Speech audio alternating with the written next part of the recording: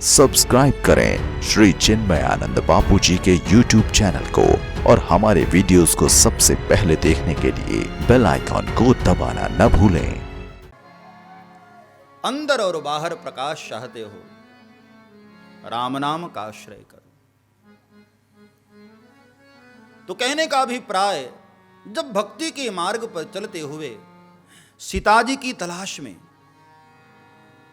देखो सीताजी शांति भी हैं और भक्ति भी हैं। जो इंसान शांति चाहता है, कभी कभी उसके भी जीवन में ऐसे बहुत सारे प्रसंग आते हैं जहां वो परेशान हो जाता है, घबरा जाता है।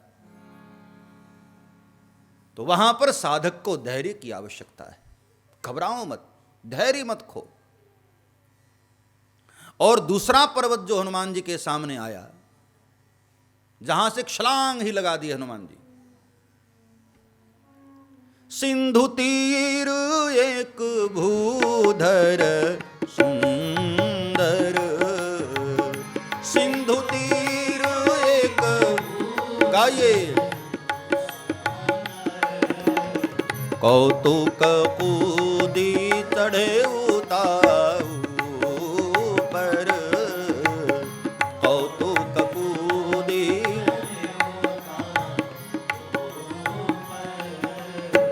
कौतुक कूदी चढ़े उताऊ पर, कौतुक।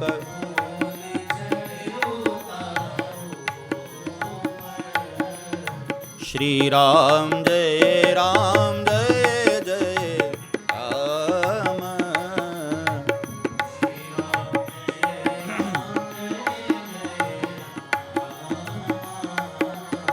श्री राम जय राम जय जय राम, श्री राम।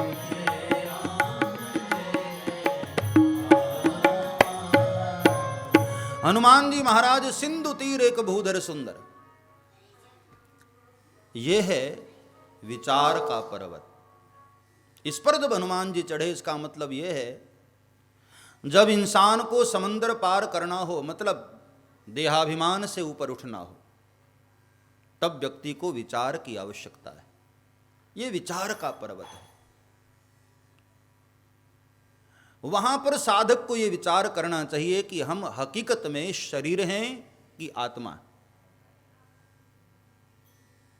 देहाभिमान से ऊपर इंसान तभी उठ सकता है जब वो विचार करके जान ले कि मैं शरीर नहीं हूं, चिन्मय अविनाशी आत्मा, ईश्वर अंश जीव अविनाशी, चेतन अमल सहज सुखराशि।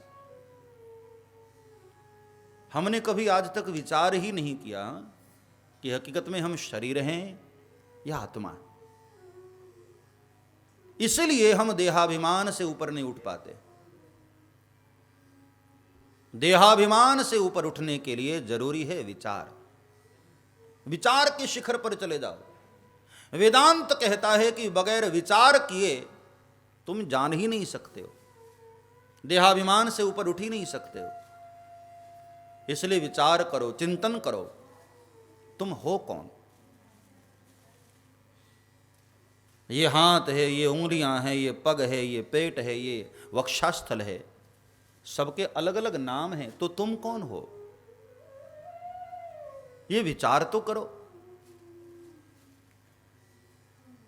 शरीर का नाश हो जाता है, लेकिन फिर भी शरीर नष्ट हो जाने के बाद भी तो हम कभी नरक में, कभी स्वर्ग में, कभी यहां कभी वहां पड़े रहते हैं। हां, कौन है वो जो यहां वहां की यात्रा करता है। ये विचार किए बगैर तुम समुद्र पार कर ही नहीं सकते हो, देहाभिमान से ऊपर उठ ही नहीं सकते हो।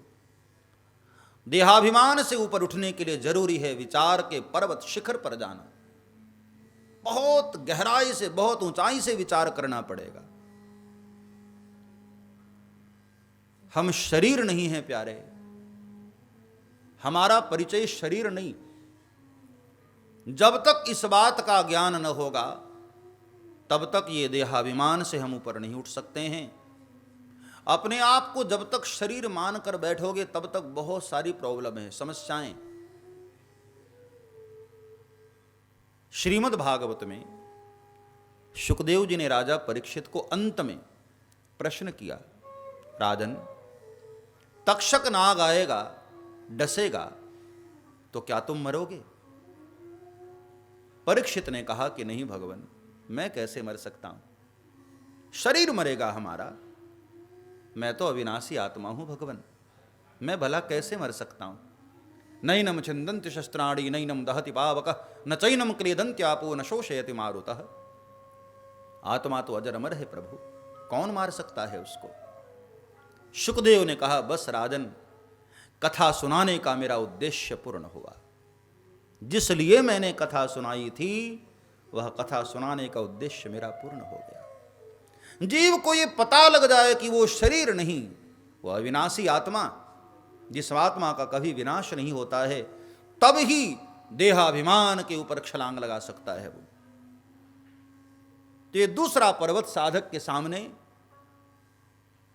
तब आने की आवश्यकता है जब अपने आप को वो देह मानकर बैठा। और तीसरा पर्वत जब हनुमान जी महाराज के सामने आया है, तीसरे पर्वत का आश्रय कब किया है? जब छलांग लगाकर लंका नगरी पहुंच गए हनुमान जी। और वहां जाकर क्या देखा हनुमान जी ने?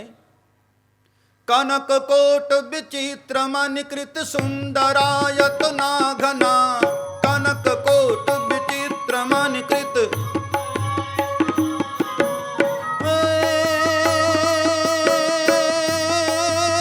कनक कोट विचित्र मनिकृत,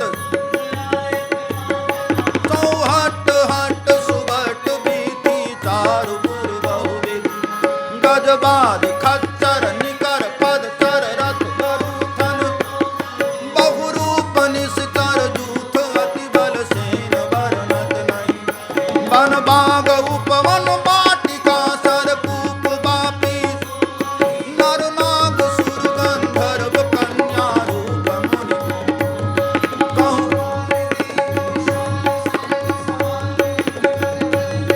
नाना अवतारिन बिरहि बहुविध ये कहे कन कर दहीं, कहूँ मही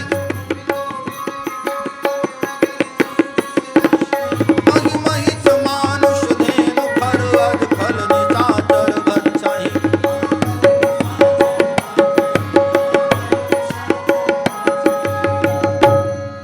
कनक कोट विचित्र मनिकृत सुंदरायतना घना।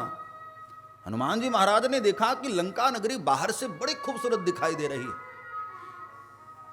सब्सक्राइब करें श्री चिन्मयानंद बापू जी के YouTube चैनल को और हमारे वीडियोस को सबसे पहले देखने के लिए बेल आइकॉन को दबाना न भूलें।